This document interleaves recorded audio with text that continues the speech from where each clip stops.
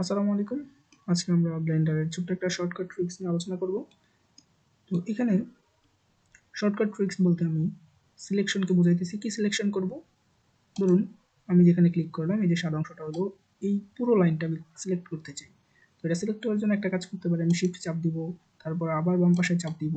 এভাবে ঘুরে ঘুরে পুরোটাকে আমি সিলেক্ট করতে পারবো, বাট এটা খুবই সময় সাপেক্ষ। তো তার জন্য একটা শর্টকাট প্রসেস হচ্ছে, আপনি আপনার শিফট বাটনটা ক্লিক করে রাখুন, আবার মাউসের লেফট বাটনটা একবার ক্লিক করুন, তারপর এটার উপর রেখে আবার ডাবল ক্লিক করুন।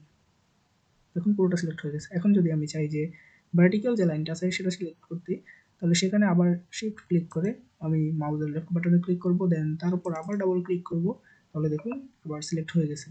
এবার আমি চাচ্ছি যে এই যে ভার্টিক্যালি যে লাইনগুলো আছে, এই যে এই লাইনগুলো, এগুলো প্রত্যেকটা সিলেক্ট করতে। তো এগুলো সিলেক্ট করার জন্য আমি কি করব, আমি শিফট প্রথমে চাপ দিয়ে একটা সিলেক্ট করব, দেন কন্ট্রোল সাথে চাপ দিয়ে এটাকে আবার সিলেক্ট করব। দেখুন পুরোটা হয়ে গেছে। ঠিক আছে, তো আমি আবার দেখাচ্ছি। আপনি প্রথমে শিফট চাপ দিয়ে একটা ক্লিক করুন, দেন কন্ট্রোল চাপ দিয়ে, দেখুন পুরোটা হয়ে গেছে। প্রথমবারে শিফট ধরে রাখুন, লেফট ক্লিক করুন, দেন শিফট কন্ট্রোল ধরে রাখুন, ডাবল ক্লিক করুন, হয়ে গেছে। ওকে, তো এইভাবে হচ্ছে আপনি আপনার সিলেকশন প্রসেস আপনার ইচ্ছে মতো করতে পারেন।